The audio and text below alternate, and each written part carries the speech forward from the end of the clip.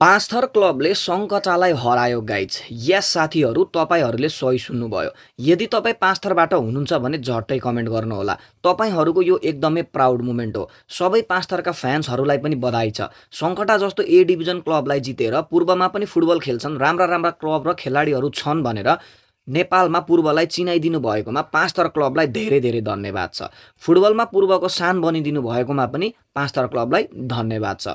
दोस्रो इन्ट्रापथरी शनिश्चरी गोल्ड कपमा A division club सङ्कटालाई पराजित गर्दै पाँचथर सेमिफाइनलमा प्रवेश गरेको छ।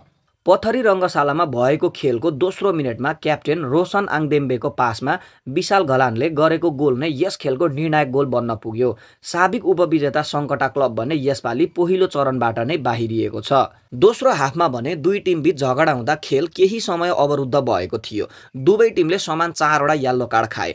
पाँचथरबाट निरज कार्की, मौसम सुब्बा, आशिष चापागाई र दिनेश हेन्जनले कार्ड खाए भने सङ्कटाका मल्लिक, निङमा घिसिङ, सुजन चापागाई र सुजन मगरले यल्लो कार्ड खाएका हुन्। यस खेलको म्यान अफ द म्याच विशाल घलन नै भए र उनले नगद 5,000 रुपियाँ प्राप्त गरे। आजको खेल भने झापा र एनआरटी क्लब बीच हुनेछ।